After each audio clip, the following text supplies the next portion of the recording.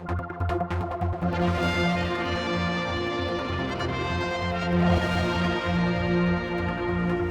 on the Friday press briefing, I've got Minister Cretney, and I've got a few things I want to talk to him about myself, but you have given me a raft of different press releases. But only here to help. You're here to help. There's a few we need to go out and about and to be on location, but DOI providing opportunities for young people.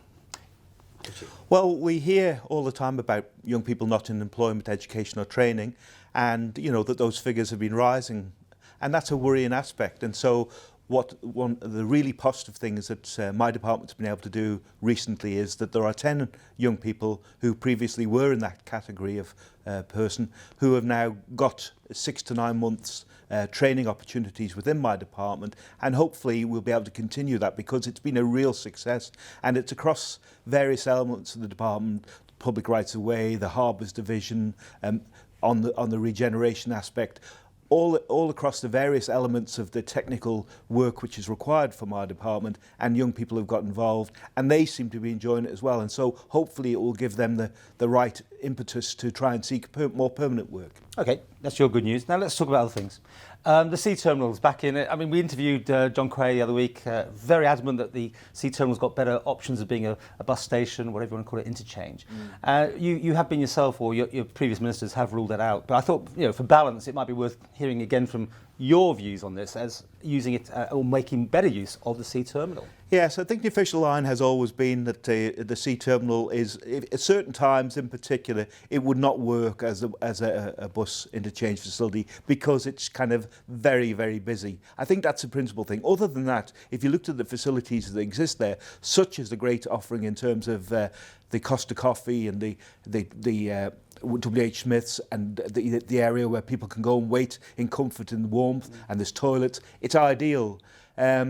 The sea terminal has got a lot busier since we've had the Costa Coffee franchise in there. Gary does a great job, not only there, but in Strand Street and Ramsey, and it's very busy. I think he's had 500,000 customers through the place. And we need, for balance, need to point that out because Mr. Quay was probably alluding it was slightly quiet in there, but he said 500,000. That's a big number, isn't it? It is, and I think it's not just...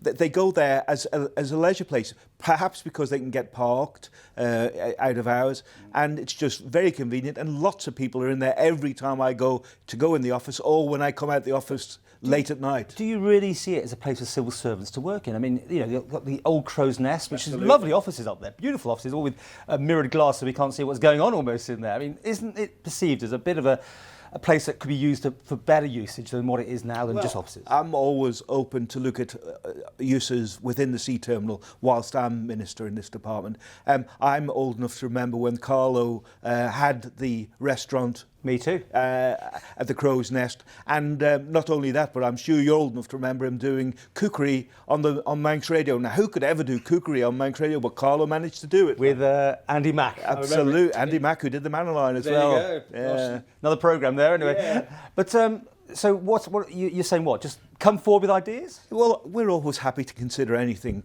Do you have any ideas yourself? I think the offices that are in there work very well. They're strategically placed. There are a number of them which relate to the public, and so it's a public building where people need to come and get information.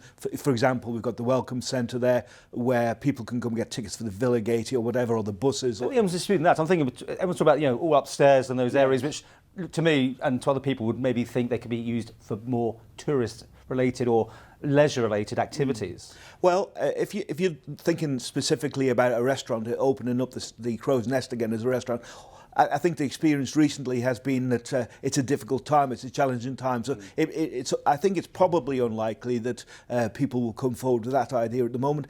But we're always open to listen to anybody's ideas. I mean, that's how I am.